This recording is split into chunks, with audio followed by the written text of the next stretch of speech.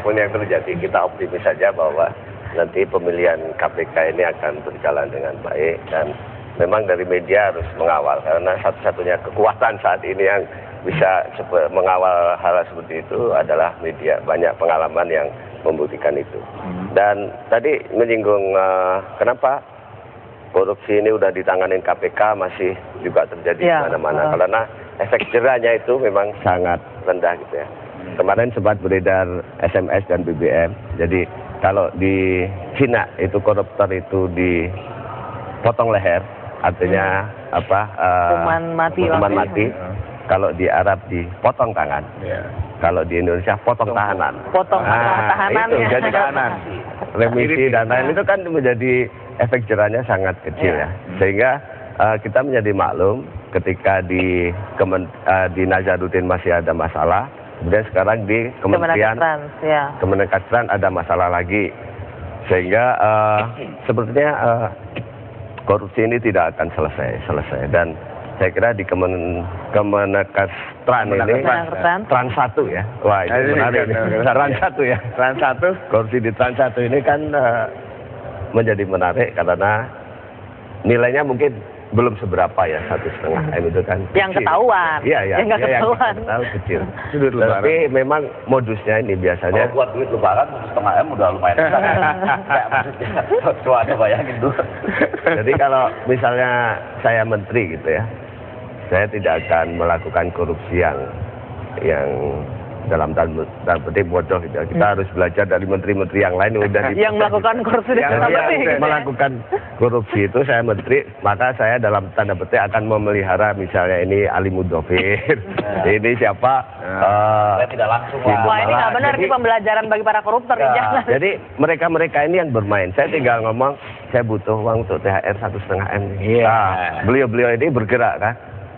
Mereka untuk mobil mereka dapatnya berapa? 2,5, 1,5 dimakan sendiri, 1,5 dikasihkan saya.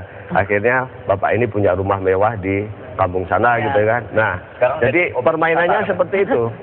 Kita sebagai menteri tidak akan bermain sendiri. Nah itu yang harus diungkap oleh KPK, sehingga ini juga yang selalu desak, tapi ini juga yang selalu desak. Kenapa lambat sekali KPK untuk ini? Itu tadi disebut politik korupsi politik. Jadi dia maksudnya begini, kan Banggar itu atau Badan Anggaran atau penentuan anggaran itu katanya Sebastianus Salang nih ahlinya ya. Dia mengamati betul bahwa ada 3 tahapan bancakan. Bancakan pertama waktu kementerian dan lembaga itu dibahas di DPR. Bancakan kedua ketika masuk ke komisi-komisi ya untuk membahas itu. Lalu bancakan ketiga ini kalau ada APBNP. Perubahan ya. Bahkan secara tajam Sebastianus pernah mengatakan bahwa kalau APBNP ini dijamin lebih banyak daripada yang lain. Jadi rezekinya ini lebih banyak daripada yang lain. Kalau perubahan. Karena katanya bahkan sekalipun misalnya menterinya berasal dari partai lain, tetapi jumlah yang T-nya itu yang perubahan itu seperti sudah dibagi-bagi.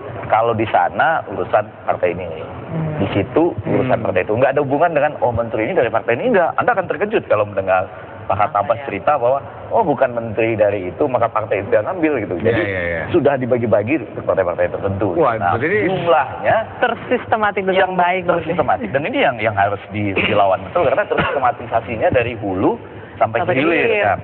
Jadi nanti ada tender-tender baik di pusat maupun sampai di daerah. Nah yang agak penting itu tidak 1,5 M, ini kan 1,5 M sekali sebut aja untuk THR. Yang jelas kalau berbicara soal korupsi ini memang tidak akan ada 500 M katanya kan. Lalu 50 M kira-kira yang harus dibagi rata tahu bersih untuk ke semua kelompok. Nah ujung-ujungnya yang saya lihat waktu itu sangat menyedihkan adalah ketika itu kan percepatan infrastruktur daerah transmigrasi. Lalu ditampilkanlah di TV One akhirnya, jadi sudah ujung-ujung yang bancakan-bancakan ini lapangan itu benar-benar menderita ya. Percepatan tidak sama sekali. Kelihatan tanaman ubi, orang yang menderita di situ. Kita bisa bayangkan ya, 500 M dipotong-potong 50 M, tinggal 450 M, kesananya masih ladang ubi. Yang disebut percepatan itu ladang ubi. Ya. Tadinya nggak ada ladang ubi. Ladang ubinya itu. Jadi akhirnya 500M itu menghasilkan yang ladang tidak ada ladang ubi. Jadi ada. Jadi ada. Oke, ya makanya bagus kalau kita ngomong soal korupsi tidak akan ada habisnya ya. Dan ini juga ngomong soal korupsi, ini juga ada sedikit pertanyaan kemarin soal pemberian gelar honoris causa. Ada apa di balik pemberian itu? Itu juga dicurigai ya. Nah, saya mau Mas Dimas melihat kasus, saya selalu berpikir bahwa seharusnya tadinya masalah pemberian kasus gelar doktor ini itu kan menjadi bagian internal dari kampus kan gitu. Tapi mendadak ini menjadi membesar. Apakah Mas Dimas melihatnya memang jangan-jangan ada yang lebih besar daripada cuma sekedar pemberian gelar dokter gitu? Sebelumnya saya ingin menyatakan keprihatinan saya terhadap Raja Saudi dan solidaritas kita juga. Mungkin dia nggak salah apa-apa sebenarnya. Itu yang Anda pertama. ingin mengatakan kekasihanan Anda. Kurang lebih. Kasihanlah Anda Raja Saudi. Kapan lagi saya bisa kasihan ke seorang raja ya kan? Gitu. Saya setuju dalam hal itu. Kasihanlah Anda Bapak Raja Saudi. Ya. Terus yang kedua, ya memang itu proses internal. Tapi kita lihat dua hal. Nomor satu, apakah masalahnya cuma gara-gara pemberian gelar itu saja? Nah itu menurut saya itu mungkin, saya bukan orang UI, tapi saya rasa saya lihat hanya sekedar pemicu. Pasti ada sesuatu yang lebih besar di balik itu. Yang kedua, kita tidak boleh lupa, UI itu bukan milik UI. UI itu adalah milik bangsa. UI Gajah Mada itu institusi yang ikut mendirikan dan mencetak kader terbaik bangsa kita. Jadi ya nggak bisa dibilang itu cuma sekedar masalah internal. Urusan dalam istana juga bukan urusan keluarga istana saja kan. Kalau saya tentunya ini harus tenang dan hati-hati. Ini dari UI yang akan bicara ini. Ini menyangkut UI 1. Kalau tadi Trans 1 ini menyangkut UI 1 ya. Jadi yang pertama harus agak jelas bahwa ada memang pergerakan kira-kira namanya pembaharuan di UI. Tetapi pergerakan itu yang pertama menyadari bahwa pemberian doktor honoris causa seperti yang tertulis di sini lebih bukan karena kesalahan Raja Saudi. Ini harus agak penting diingat. Artinya Anda mau bilang ini kesalahan rektor dia UI, akan menerima. Dia akan menerima. Jadi dalam posisi saat ini lebih banyak bagian dari kita tidak mengatakan mengarahkannya pada mencabut gelar itu sehingga bisa membahayakan hubungan antar negara. Enggak, tidak ke arah situ. Nah, memang kemudian persis seperti Dimas mengatakan ini kan seperti ujung dari sebuah gunung es. Ini adalah persoalan tata kelola. Ternyata di bawahnya ada persoalan manajemen, keuangan, dan lain-lain. Orang nggak boleh berbicara rumor, harus fakta. Jadi besok itu jam 10 di Depok, kalau ada fakta bawa. Jadi fakta dari rektor boleh, fakta dari mana-mana boleh. Karena ini ilmiah, institusi pendidikan. Nah yang ketiga yang agak penting adalah, ini gerakan sering diarahkan untuk seakan-akan menggulingkan rektor. Ya, ini malah pukulan bagi kita. Wah, gerakannya untuk menggulingkan rektor. Karena terkait dengan pemilihan rektor di 2012 luar biasa ya, politik pergulatan dalam kampus jadi sendiri. Kita mengatakan enggak. Manajemen, tata kelola yang terbaik. Nah, tapi poin yang keempat barangkali, orang suka bilang nih, berbicara di televisi seperti ini, membuka aib sendiri. Saya ingin mengatakan, kalau di dalam itu masih ada saluran komunikasinya di dalam rumah, kita bicara di dalam rumah. Internal tapi gitu, kalau misalnya lembaga-lembaga seperti MWA dan lain-lain tergerus habis eksistensi maupun wewenangnya, justru karena PP 66 dan belum ada arahan yang jelas dari Mendiknas, maka kita terpaksa akhirnya harus berbicara di luar. Dan saya ingin membedakan gini, institusi pendidikan dengan institusi lainnya. Pendidikan ini bersifat mendidik, harus mendidik diri sendiri seumur hidup. Jangan sampai institusi pendidikan sama dengan misalnya institusi penegak hukum kita yang kalau ada aib saling ditutupi loh, bahkan dibongkar keluar, dijaga ketat. Misalnya rekening gendut, ini rahasia bank. Nah, institusi pendidikan nggak boleh seperti itu. Pendidikan harus mendidik diri sendiri, dan filsafat komunikasi mengatakan berbicaralah untuk memperbaiki keadaan. Bang, idealnya untuk penyerahan gelar ini dilakukan di lingkungan UI sendiri atau kalau kita lihat ini kan dilakukan di luar negeri, di Arab Saudi sendiri. Jadi, bagaimana?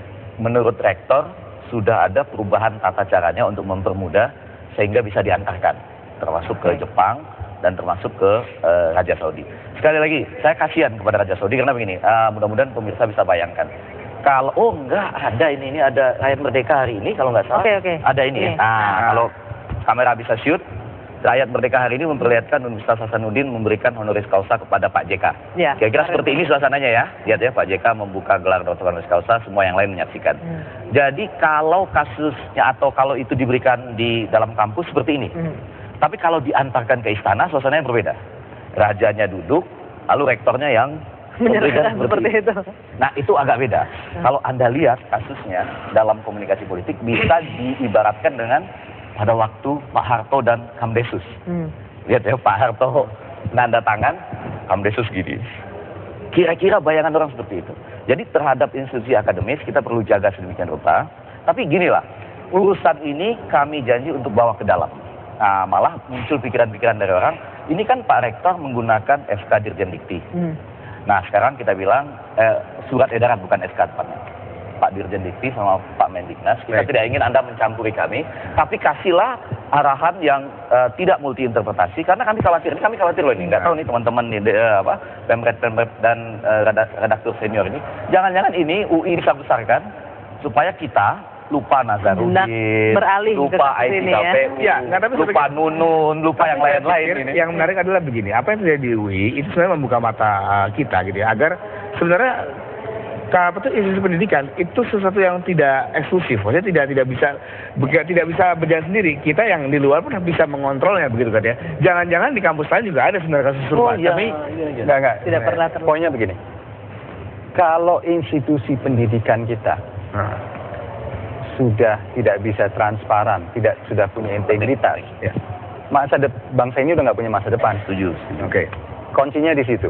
Kalau polisi bisa diperbaiki, bank bisa diperbaiki, tapi kalau institusi pendidikannya udah bobrok, ya saya nggak mengatakan bobrok ya. Tapi kalau institusi pendidikan nggak boleh, kita nggak setuju itu. Kalau institusi pendidikannya sudah tidak punya integritasnya, itu bagaimana bangsa kita ya mencetak masa depan.